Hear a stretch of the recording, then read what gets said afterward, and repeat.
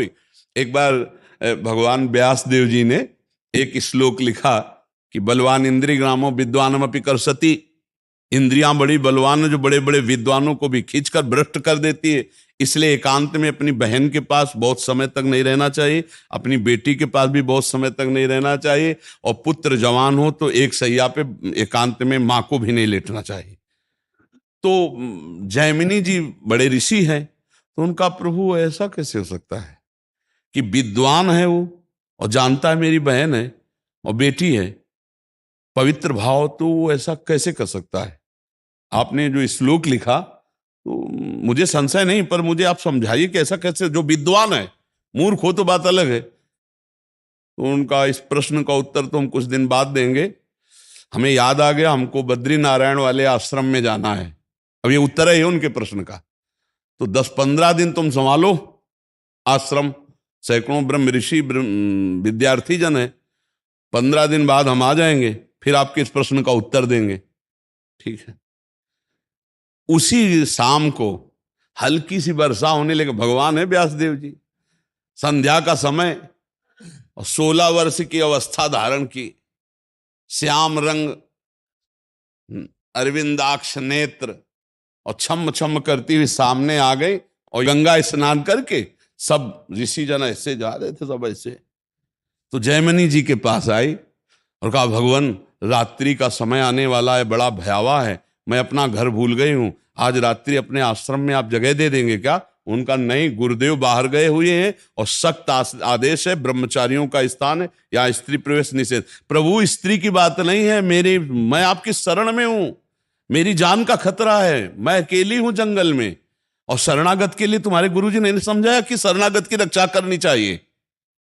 अब गुरुजी हैं, उनको कौन काट सकता है। जैमिनी जी ने कहा, बात तो तुम्हारी सही है कि तुम्हारा स्त्री शरीर है, अभी देखा नहीं, स्त्री शरीर है और गुरु जी है नहीं, और तुम्हारी रक्षा भी कर। अच्छा, ऐसा कर सकते हैं कि हम अपने आश्रम में एक झोपड़ी खपरेला था, उसमें अलग आपको दे देंगे, दरवाजा लगा, आप बंद कर, मैं भी कहूं तो दरवाजा रात्रि में मत खोलना, सुबह निकल जाना। तो उनका, जैसी आपकी आज्ञा, मेरी रक्षा हो जाएगी, चलो दूर चलो, और वो कुटिया है, जाओ दरवाजा अंदर बंद कर लो जाकर, यहां सब ब्रह्मचारी रहते हैं।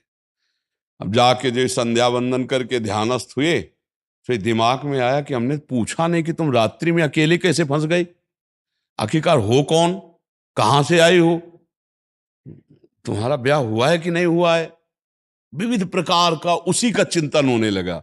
तो ध्यायतो विषयान पुंसात् संगास्तेषु उपजायते, संगात संजायते कामः, कामात् क्रोधो विजायते, क्रोधात् भवति सम्मोहा, सम्मोहा स्मृति विभ्रमा, स्मृति भ्रंशात् बुद्धिनाशो, बुद्धिनाशात् प्रणश। पहला रोग शुरू हो गया, ध्यान।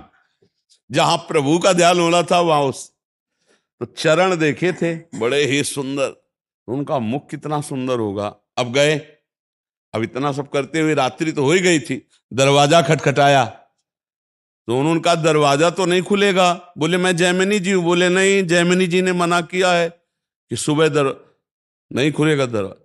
तो खपरा हिलाए थे, कोई लिंटर तो था ले खपरा हटाए, बांस हटाए, कूद गए।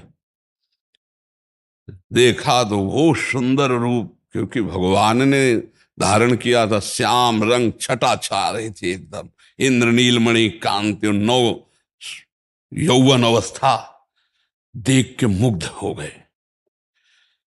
अब सब पूछना भूल गए कि तुम कहां से आई हो, क्या कुछ नहीं पूछा, तुम्हारा ब्याह हुआ है नहीं, तो तुम ब्याह कर सकती हो, हाँ हमसे कर सकती हो।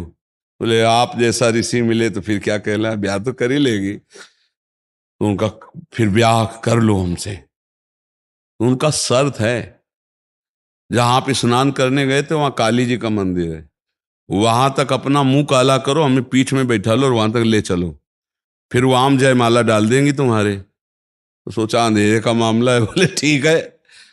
काम कितना प्रबल होता है, मुंह काला किया, पीठ में बैठा ला, घुटने के बल चले। जब वहां पहुंचे तो 2 थप्पड़ मारे, तब उन्होंने देखा तो भगवान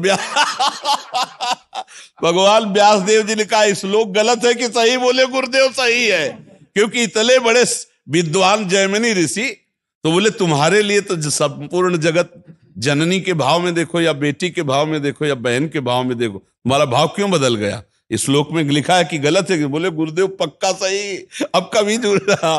तो ये बात है कि बड़े बड़े विद्वानों की बुद्धि एकांत में संयोग प्राप्त करने के लिए भ्रष्ट हो जाती है, इसलिए बचना चाहिए, शास्त्र आज्ञा से चलना चाहिए।